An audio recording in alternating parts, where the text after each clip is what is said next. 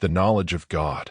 It is a well-known saying of the Prophet that he who knows himself knows God, that is, by contemplation of his own being and attributes man arrives at some knowledge of God.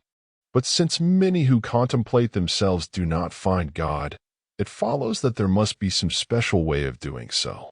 As a matter of fact, there are two methods of arriving at this knowledge, but one is so abstruse that it is not adapted to ordinary intelligences, and therefore is better left unexplained. The other method is as follows. When a man considers himself, he knows that there was a time when he was non-existent, as it is written in the Quran. Does it not occur to man that there was a time when he was nothing? Further, he knows that he was made out of a drop of water in which there was neither intellect, nor hearing, sight, head, hands, feet, etc. From this it is obvious that, whatever degree of perfection he may have arrived at, he did not make himself, nor can he now make a single hair. How much more helpless, then, was his condition when he was a mere drop of water? Thus, as we have seen in the first chapter, he finds in his own being reflected in miniature, so to speak, the power, wisdom, and love of the Creator. If all the sages of the world were assembled, and their lives prolonged for an indefinite time, they could not effect any improvement in the construction of a single part of the body. For instance, in the adaptation of the front and side teeth to the mastication of food, and in the construction of the tongue, salivating glands, and throat for its deglutition, we find a contrivance which cannot be improved upon. Similarly, whoever considers his hand, with its 5 fingers of unequal lengths, 4 of them with 3 joints and the thumb with only 2, in the way in which it can be used for grasping, or for carrying, or for smiting, will frankly acknowledge that no amount of human wisdom could better it by altering the number and arrangement of the fingers, or in any other way. When a man further considers how his various wants of food, lodging, etc., are amply supplied from the storehouse of creation, he becomes aware that God's mercy is as great as his power and wisdom, as he has himself said. My mercy is greater than my wrath, and according to the prophet's saying, God is more tender to his servants than a mother to her suckling child. Thus from his own creation man comes to know God's existence, from the wonders of his bodily frame God's power and wisdom, and from the ample provision made for his various needs God's love. In this way the knowledge of oneself becomes a key to the knowledge of God. Not only are man's attributes a reflection of God's attributes, but the mode of existence of man's soul, spirit, affords some insight into God's mode of existence. That is to say, both God and the soul spirit are invisible, indivisible, unconfined by space and time, and outside the categories of quantity and quality, nor can the ideas of shape, color, or size attach to them. People find it hard to form a conception of such realities as are devoid of quality and quantity, etc., but a similar difficulty attaches to the conception of our everyday feelings, such as anger, pain, pleasure, or love. They are thought concepts, and cannot be recognized by the senses, whereas quality, quantity, etc. are sense concepts. Just as the ear cannot take cognizance of color, nor the eye of sound, so, in conceiving of the ultimate realities, God and the soul spirit, we find ourselves in a region in which sense concepts can bear no part.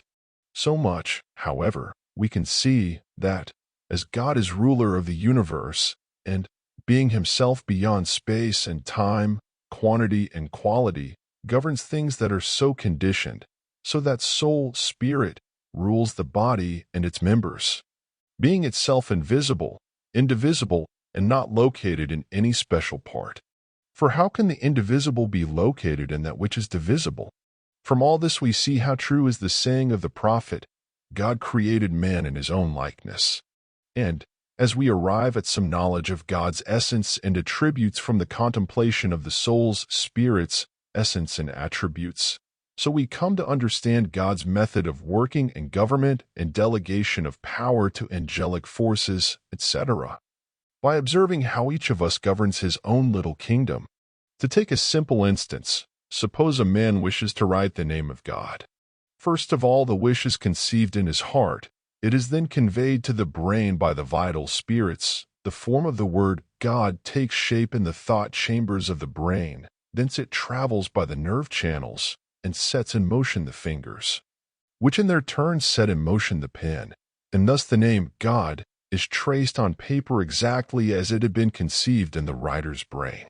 Similarly, when God wills a thing, it appears in the spiritual plane, which in the Quran is called the throne. 1. From the throne it passes by a spiritual current to a lower plane called the chair. 2. Then the shape of it appears on the tablet of destiny. 3. Whence, by the mediation of the forces called angels, it assumes actuality and appears in the earth in the form of plants, trees, and animals, representing the will and thought of God, as the written letters represent the wish, conceived in the heart and the shape present in the brain of the writer. No one can understand a king but a king. Therefore God has made each of us a king in miniature, so to speak, over a kingdom which is an infinitely reduced copy of his own. In the kingdom of man, God's throne is represented by the soul, the archangel by the heart, the chair by the brain, the tablet by the treasure chamber of thought. The soul, spirit, itself unlocated and indivisible, governs the body as God governs the universe. In short, each of us is entrusted with a little kingdom and charged not to be careless in the administration of it. As regards the recognition of God's providence, there are many degrees of knowledge.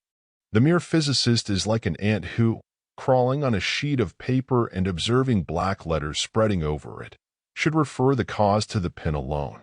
The astronomer is like an ant of somewhat wider vision who should catch sight of the fingers moving the pen, i.e., he knows that the elements are under the power of the stars, but he does not know that the stars are under the power of the angels. Thus, owing to the different degrees of perception in people, disputes must arise in tracing effects to causes. Those whose eyes never see beyond the world of phenomena are like those who mistake servants of the lowest rank for the king.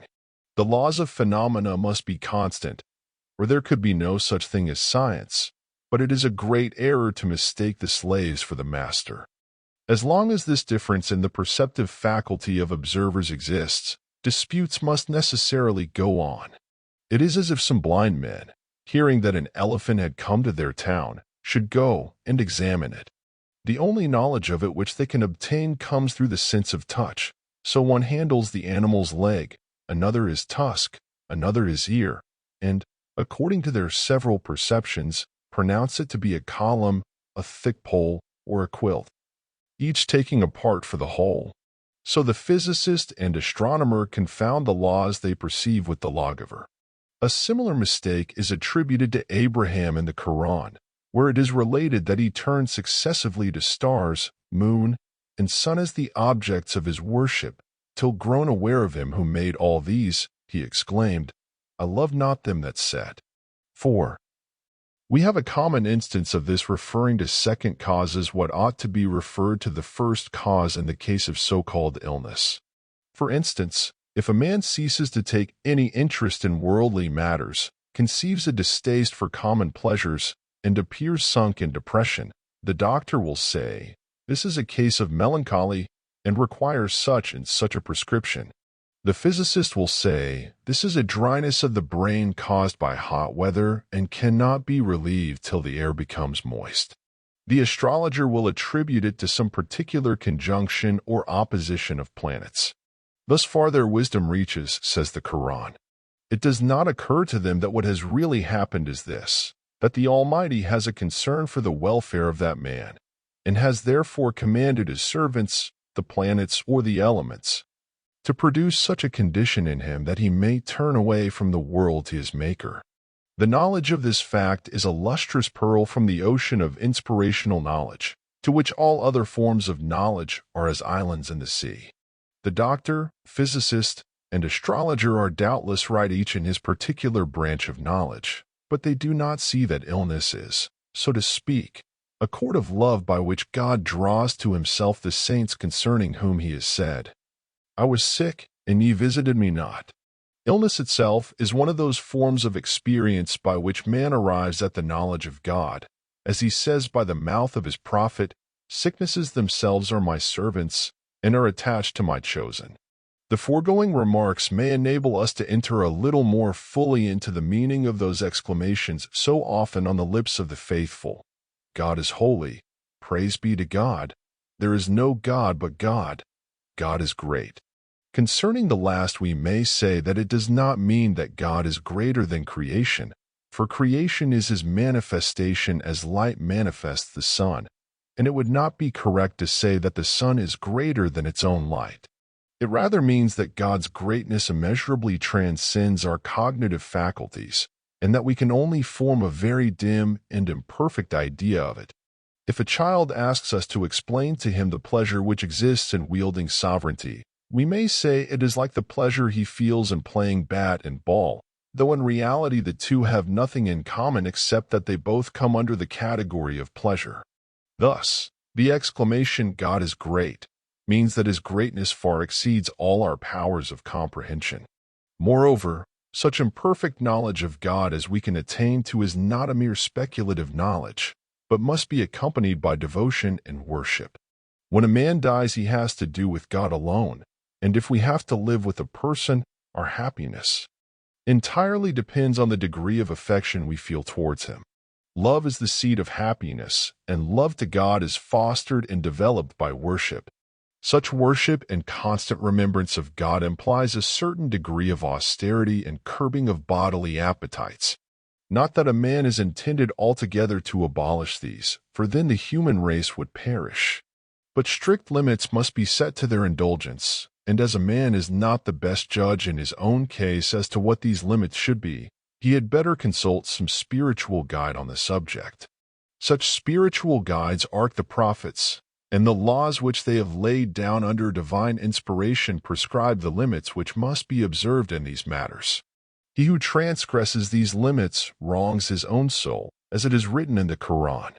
Notwithstanding this clear pronouncement of the Quran, there are those who, through their ignorance of God, do transgress these limits, and this ignorance may be due to several different causes.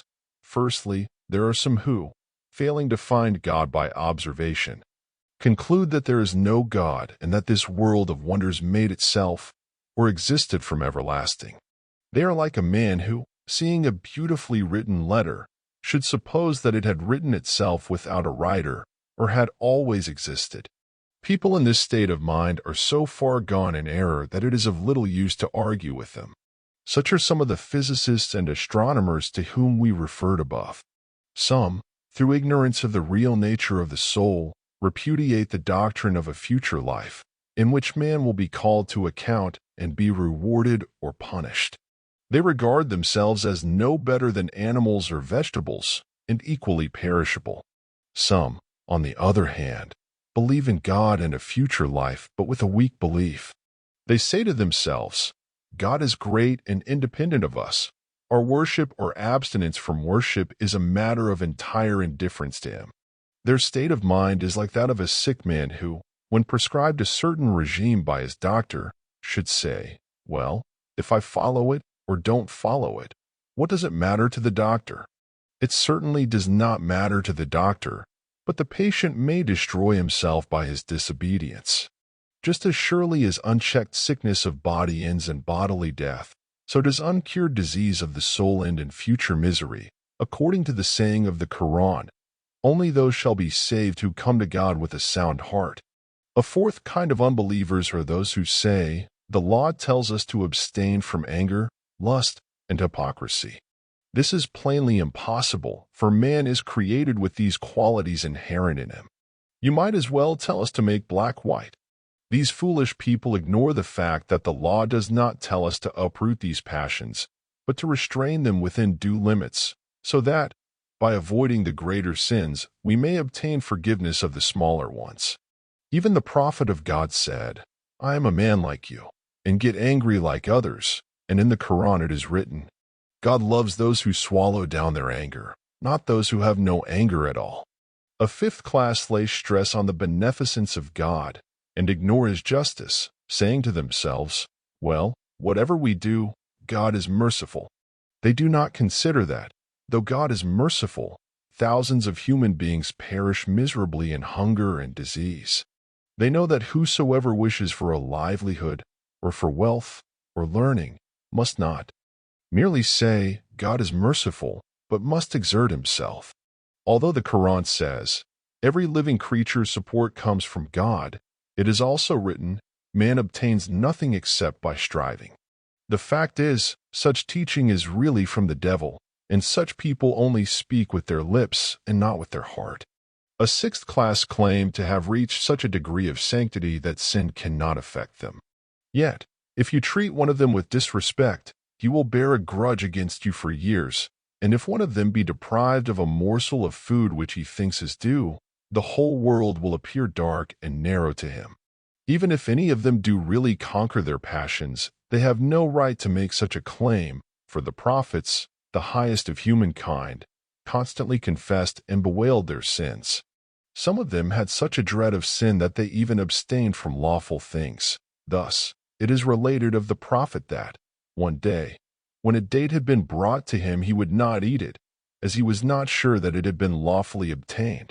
Whereas these free livers will swallow gallons of wine and claim, I shudder as I write, to be superior to the prophet whose sanctity was endangered by a date, while theirs is unaffected by all that wine. Surely they deserve that the devil should drag them down to perdition. Real saints know that he who does not master his appetites does not deserve the name of a man, and that the true Moslem is one who will cheerfully acknowledge the limits imposed by the law. He who endeavors, on whatever pretext, to ignore its obligations is certainly under satanic influence and should be talked to, not with a pin, but with a sword. These pseudo-mystics sometimes pretend to be drowned in a sea of wonder, but if you ask them what they are wondering at, they do not know. They should be told to wonder as much as they please, but at the same time to remember that the Almighty is their Creator and that they are His servants.